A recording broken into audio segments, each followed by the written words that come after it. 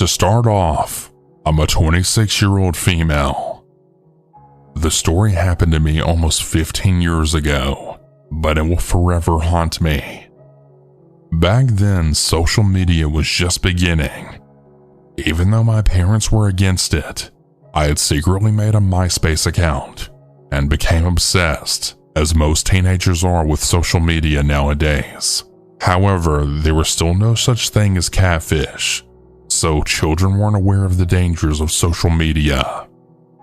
With that being said, I had over 1,000 friends, some of which I didn't know. Keep this part in mind as the story continues. Being the baby in the family, I never got dibs on using the computer at home, so I would walk to the local library just about every day to log onto MySpace. The library was about a 4-minute walk from my house, and I always felt safe, even without having a cell phone with me. On this particular day, I'd followed the same routine and walked to the library after school. That day, for some reason, my mom had given me her flip phone to call for a ride home if I didn't feel like walking once it got dark. I arrived at the library, and I sat behind the computer and began scrolling away. I noticed a familiar face, another girl who lived in the neighborhood, and she came down and sat next to me. Because we were supposed to be quiet while in the library, we chatted through the messenger on MySpace instead.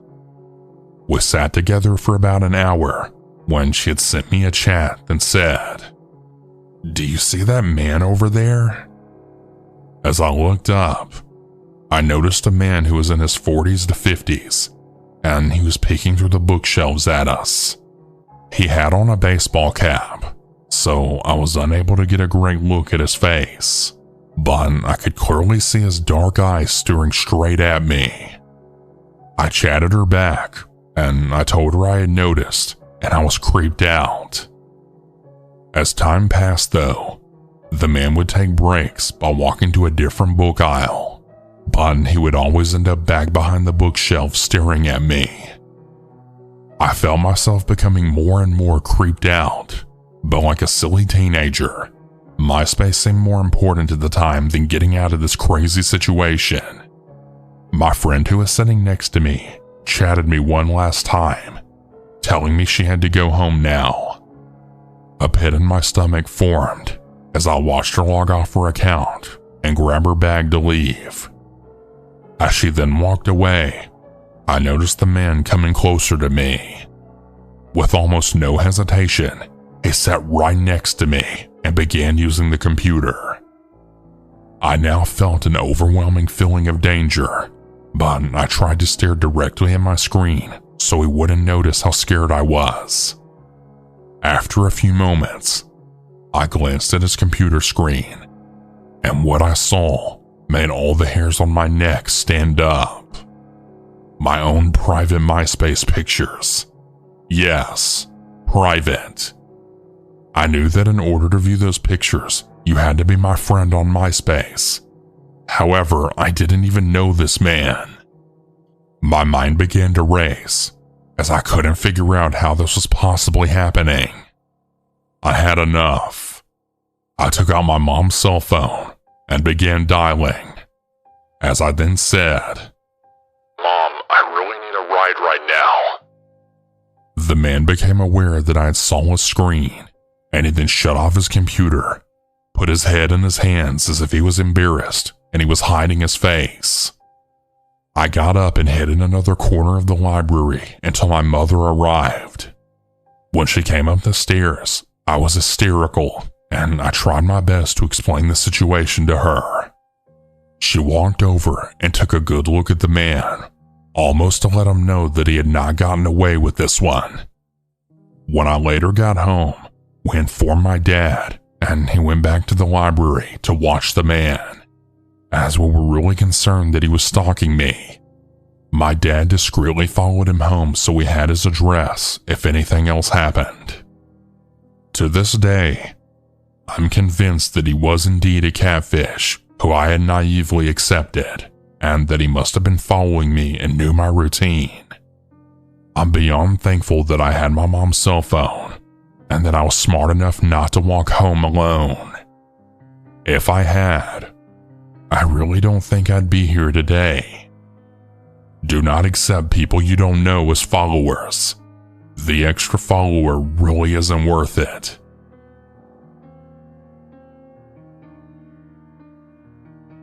I was 15 years old at the time.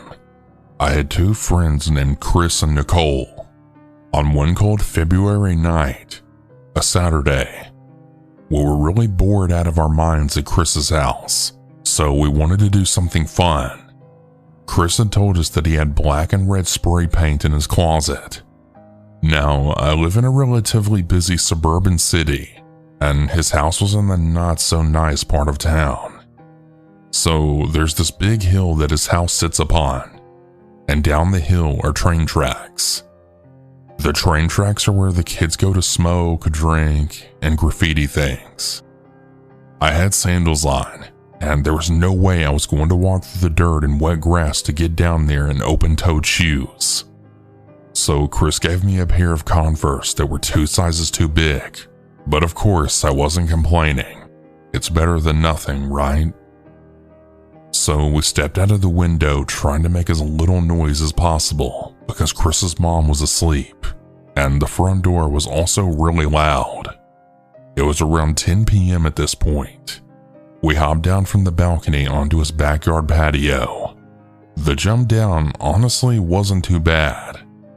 Out of all the friends I hang out with, I get really bad anxiety. I wasn't usually into this type of stuff, but I could tell Chris and Nicole really wanted to go use the spray paint on the cement wall that were next to the train tracks. So I guess I just went along with it because I didn't want to be a burden on their fun. Looking back though, I really wish I would have just stayed home. So we get off this patio and we start the walk down the muddy hill to the rocks and train tracks. In the dark, it was insanely intimidating. We had no source of light at all. Their phones were dead, and mine was just about to die. I was saving the battery for some pictures of the graffiti that we had sprayed to show our other friend Sam, who had different plans that night. It was also a new moon, so there was no light coming from the sky. We finally got down to the tracks and rocks. Even though it was only about a 5-minute max walk, it felt like forever. Walking on the rocks at night in shoes that were way too big for me was really difficult. We also had this English teacher that we all hated. His name was Mr. Kuntz. The other kids in our class always called him Mr. Kuntz, because that's how his name was actually spelled. So we had sprayed his name in red and a bunch of 6s in a row. Looking back, this part still legitimately gives me nightmares, I swear. Once we were about to turn and walk across the rocks and up the hill to Chris's house, all of a sudden, a super bright light shined in our faces. I can't even explain the fear and confusion that I actually felt in that moment. I was way too afraid to turn and look at my friends to see the looks on their faces. I was standing in between the two of them. Shit, I thought. Was it a cop? No, that's stupid. I mean, if it was a cop, he would have made his presence known. I was trying to calm myself down. Since the flashlight was so bright and the sky was so dark, we couldn't see anything behind it, let alone who was even shining it. To my horror, the flashlight that was aimed at us turned around quickly with force, then revealing the face of a grown man. He was probably around 30 years old, 6 feet tall, and he was wearing a hood over his head. My heart was pounding so hard it felt like it was going to explode right out of my chest. Here we are, 3 innocent freshmen face to face with a grown man who clearly had bad intentions with us. I hadn't glanced at my friends yet to see their reactions, but I'm quite sure they were just as afraid as I was. I had no clue where this was about to go or what was about to happen. We were all small 15-year-old kids, So obviously this man could do whatever he wanted to us. The only weapon we had on us was one of the spray paint bottles that Chris was holding at the time. I was just praying he was on the same page as me. Spray paint the man's face if he lunges at us. The man finally broke the silence, then sang in a low, raspy voice. "Hey, are you kids doing drugs down here?" I was frozen still, so I finally looked to my right and then locked eyes with Nicole. I looked back at the man and I nervously shook my head no. He chuckled a bit, then sang, "Oh, well, do you kids want some drugs?" Yeah, hell no. This man was definitely dangerous. I had no idea when it was time to make a run for Chris's house, but this man was standing right in front of us, meaning that he was blocking the way that we would need to walk back to get to the house. Not a single one of us answered the man. I haven't been so scared in my whole life.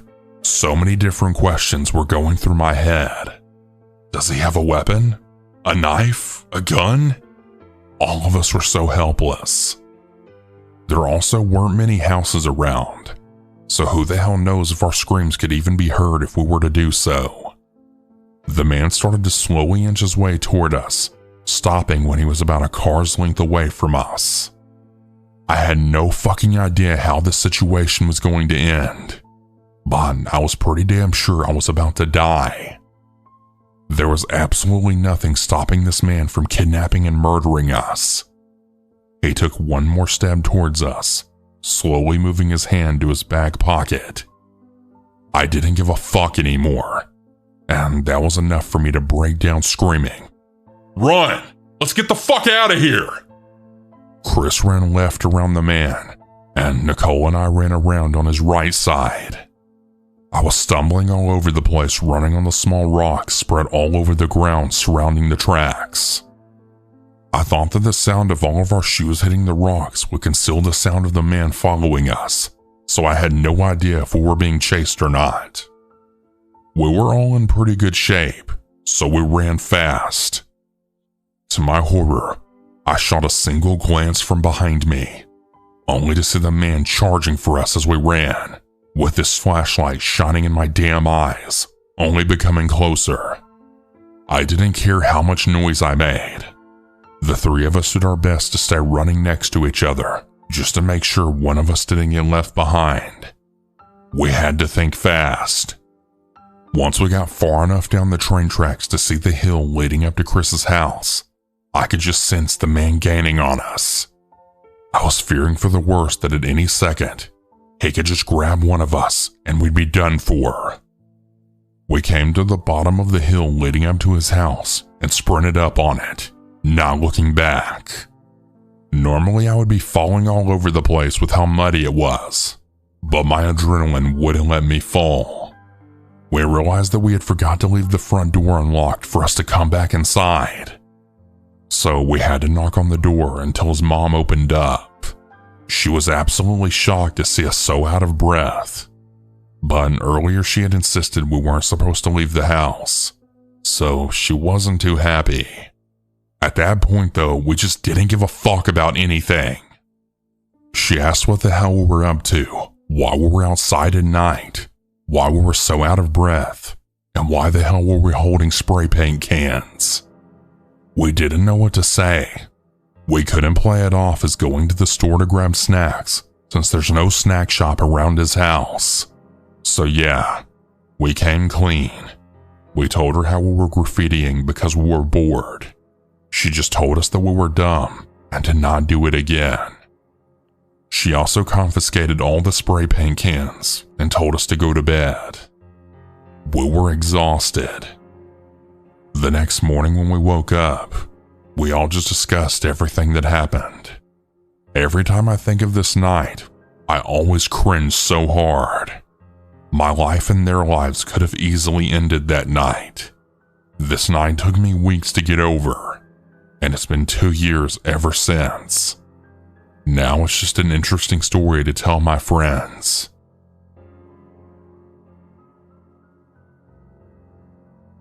My mother was stationed at Kadena Air Force Base around the late 2010s, and being a military child at the age of 12, my life had reset once again. I didn't have friends again, and I had to learn an entire new neighborhood. I didn't really have anything that made me ecstatic. That is, except for the Pokemon League held on base. It was ran by a few people who had earned their judge cards from Nintendo, and they held tournaments and just open game nights. It was really fun picking up the card game, playing in the video game. They even had a small gym and Elite Four system. I made a lot of friends, and one of them who was the judges, who I am thankful to still to this day, because if it wasn't for him, I might not be here right now. The judge in question will refer to as Professor Getsu for the sake of anonymity, and he was a really nice guy.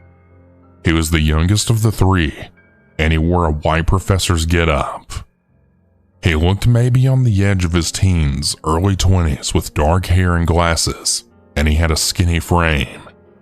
He was extremely helpful to newcomers, sort of like the big brother we could all look up to, and also strive to beat in our children's cars and video games, even though his game name of Getsu was a bit nerdy, even for me. He was always one of the last people to leave, helping to clean up, and he supposedly lived nearby. The last thing is important for what's about to happen. It was a bit of a colder night when the event ended. I was sitting outside in the parking lot scrolling through memes that my friend had texted me, all while I was waiting for my parents to arrive to pick me up. I was just kinda zoning out as the time had clicked by, when I heard someone nearby. "Hey girlie, you play Pokemon?" I looked up at some really big dude, kinda chubby looking. I saw him every now and then in the events, and he didn't really stand out that much. I gave a small nod, then saying, "Yeah, I do," as he then gives this wide smile, like creepy wide. He starts walking forward, and I'm then hit with this nasty stench, like really bad body odor.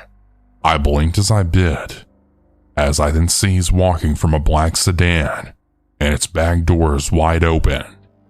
"I got this really cool card collection. Come here, let me show you."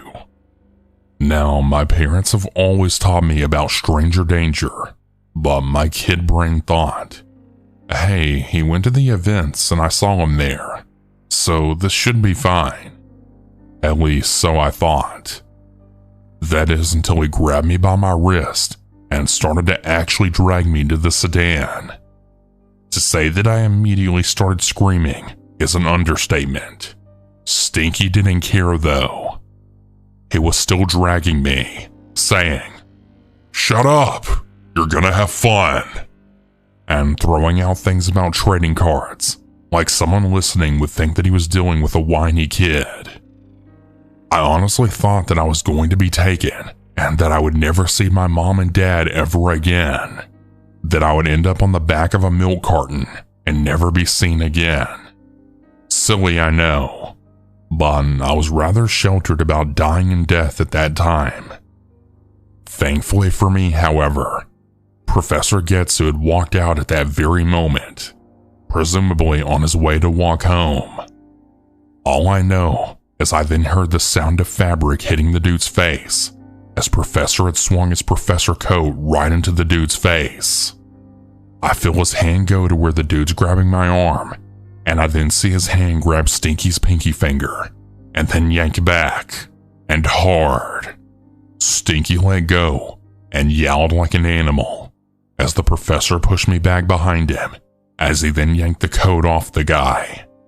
He then kicked at the back of the dude's knees, as he caused him to buckle, as the professor grabbed his wrist and pulled back on them.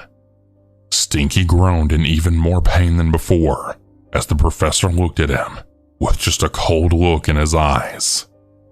The big brother figure was gone, and something else was in its place, and I think I was a bit scared of it. The professor's tone of voice when he spoke didn't help either. It was like icy daggers lingered with his words against Stinky. If I see you back here or doing this shit to my charges, this will pale in comparison to what the Japanese prisons will do to you. Stinky would scramble away and then get into his car, peeling away out of the parking lot. The professor still glaring at him until he was out of sight. He would then guide me inside the venue, buy me some fish and chips, and sit down with me until my parents arrived. The cold persona he had when he kicked that dude was gone. He was right back to being the big brother that I knew. To be frank, that really frightened me. I didn't quite understand why the teenager was so aggro. I only later learned that Professor Getsu was also a black belt who had apparently taught kids how to defend themselves with his mother at the local activity center. I suspected that he had something of a protective persona or something in his own life that had led him to act in such a way. He explained the situation to my folks when they arrived. I wasn't allowed to go to the events and league as much as I was used to, but I still did from time to time. Professor Getsu was still his normal self at the events and always helping people, but he would stop coming to the events a year afterwards, his license having expired and his father moving out of the country soon.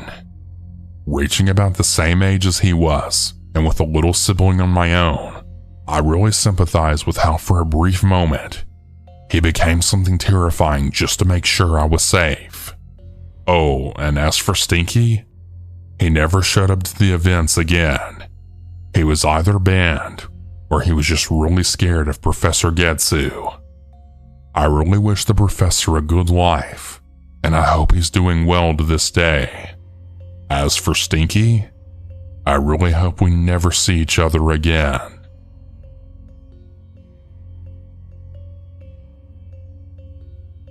Hey everyone, I hope you all enjoyed these stories. If you ever want to submit your own, you can do so at southerncannibal.com.